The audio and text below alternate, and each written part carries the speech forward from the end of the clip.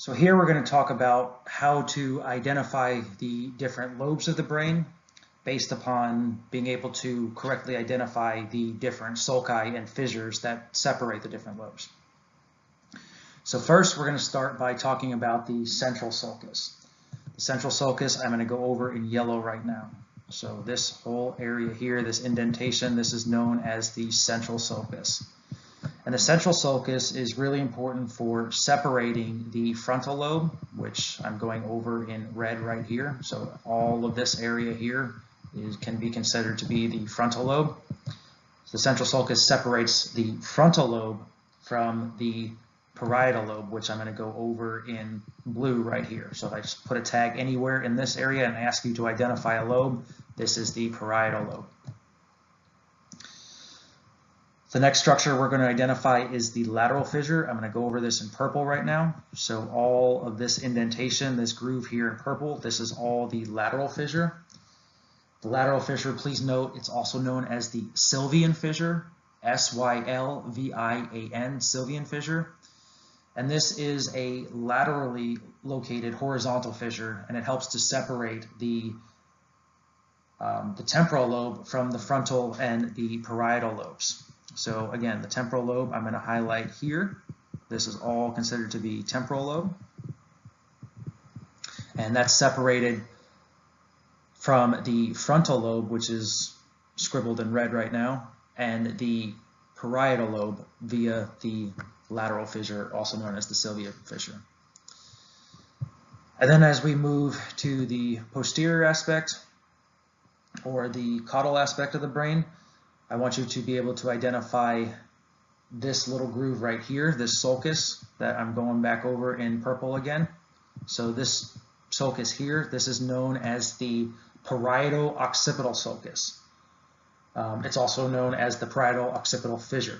It's a deep fissure in the cerebral cortex that marks the boundaries between these two particular brain areas, the cuneus and the precuneus, but you don't need to know that. I want you to know what it separates, what lobes it separates. So basically this is the demarcation between the parietal and the occipital lobes. So identify the parietal occipital sulcus and you'll be able to see the parietal lobe, which I've already scribbled around in blue, and the occipital lobe that is all back here that I'm circling now in orange. So know the lobes of the brain that you can see on the lateral view, and know the fissures and sulci that separate and allow for the different boundaries in order to separate the different lobes of the brain. For the purpose of the first lab practical, you don't need to identify the different structures of the cerebellum. I can simply just place a tag anywhere in this region here that I'm circling in green, and all I want you to do is tell me the cerebellum. You're going to be able to identify the different structures of the cerebellum and going to be required to identify these structures on the third lab practical. But for now, just be able to recognize what I've circled in green as the cerebellum. As you know, the cerebellum is really important for the coordination of voluntary movements.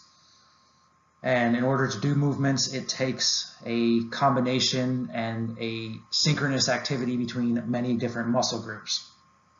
So the cerebellum has to really help to regulate the coordination and timing and the force of these different muscle groups in order to produce fluid limb and body movements. Moving into some larger structures that may be a little bit easier for you to identify, we're going to talk about the midbrain, the pons, and the medulla now. The midbrain is going to be all of this region here that I'm circling now in red. So I can put a tag anywhere in this red region here. As you know from class, the midbrain is also known as the mesencephalon, and it can be subdivided into the tectum and the tegmentum. The midbrain is really important for functions and regulating functions in motor movement, particularly movements of the eye, and plays a vital role in auditory and visual processing as well. Now in green, I'm circling the pons, this whole area here. The pons contains many different nuclei that help to relay signals from the forebrain to the cerebellum. They have other nuclei. The pons has other nuclei that play an important role in sleep function and sleep regulation. Pons also plays an important role in respiration, although what I'm going to be circling now in blue in the medulla, this is going to be the brain's respiratory center, as you all know from cardiopulmonary. But the pons is really important, does play a role in respiration as well, plays a role in swallowing, micturition, bladder control, eye movement, facial expressions, facial sensation, as well as posture. And then the medulla, as I just mentioned, it's the main respiratory regulator of the brain. So not only is it involved in respiration, it also plays a vital role in maintaining proper cardiac function and cardiac homeostasis, helps to cause vasodilation throughout the body, and is also involved in many different reflexes like vomiting, coughing, sneezing, and swallowing. So we're going to start off by talking about the cingulate gyrus, which I could put a tag anywhere in this region right here. The cingulate gyrus is going to be found superior on the sagittal sections to the corpus callosum. It's a part of the limbic system that's really important in helping us regulate emotions and pain. It's also very important in predicting and avoiding negative consequences. So again, the cingulate gyrus, what I want you to know about is it helps to regulate emotion and pain. It's part of the limbic system. It is superior on the sagittal section to the corpus callosum, which I am going over now in red, this whole area here, all corpus callosum. And remember, the main function of the corpus callosum is to allow for communication between the left and the right cerebral hemispheres. The cingulate sulcus is going to be the groove that I'm going over in green right now, that's located just superior on the sagittal section to the cingulate gyrus. Remember, the sulci are the spaces, the gyri are the meaty components of the brain. The cingulate gyrus is found on the medial wall of the cerebral hemispheres, and it's, as I mentioned, adjacent to the cingulate gyrus, which is also known as the cingulate cortex. The cingulate sulcus is responsible for separating the cingulate cortex and limbic lobe from the frontal and the parietal lobes. And right here we can see the pineal gland, which is known as the seat of the soul and is responsible for melatonin production and synthesis. Now let's look at the anterior commissure, the optic chiasm, a new structure which I'm going to introduce to you all, known as the lamina terminalis, and the mammillary bodies. So first, let's start by going over the anterior commissure. I'm going to highlight this little area in blue here. It's this area right here, the anterior commissure. And the anterior commissure is also known as the precommissure. It's a white matter tract, which again, you guys know this is a bundle of axons. Any tracts are bundles of axons that connect the two temporal lobes of the cerebral hemispheres across the midline. So this is another structure that helps to facilitate communication between the right and the left cerebral hemispheres, just like the corpus callosum does. The next thing we're going to identify is the lamina terminalis, which will help us identify the optic chiasm. So the lamina terminalis I'm going over in yellow right now.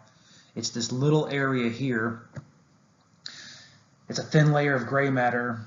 It's localized in the telencephalon, and it extends backwards from the corpus callosum just above the optic chiasm, and it also helps to form the median portion of the rostral wall of the third ventricle of the cerebrum. So you can go from your anterior commissure, trace it down the lamina terminalis, and then you'll be able to identify the optic chiasm, which is this area right here. So if I put a pin anywhere here, this is optic chiasm that I'm circling now. And what happens at the chiasm, that's the crossing over of the optic nerve fibers. And this allows for the visual cortex to receive the same hemispheric visual field from both eyes. So we can superimpose images and we can process these monocular visual signals that we receive on a daily basis, which will allow the visual cortex to generate binocular and stereoscopic vision. And then finally, we're going to talk about the mammillary bodies, which I'm going to highlight or circle over now in red, this area right here. This is the mammillary body. And the mammillary body's primary function is to be involved in recollective memory. Recollective memory is a type of memory that occurs when an individual recalls a specific episode from their past experience. So, recollective memory, mammillary body. Here I'm going to show you the thalamus and the hypothalamus. So first I'm going to circle the thalamus. Nice midbrain structure here. I'm circling now in yellow. And the thalamus is mostly a gray matter structure in the diencephalon. It has many different roles in human physiology. It's composed of a lot of different nuclei that serve many different unique roles, ranging from relaying sensory and motor signals, as well as the regulation of consciousness and alertness. Then we're going to go just below the thalamus to this area here in between the anterior commissure and the mammillary bodies. This is the hypothalamus. So if I stick a pin in this blue area here, this is the hypothalamus. I want you to know the 4 F's of the hypothalamus: feeding, fleeing, fighting, and sex.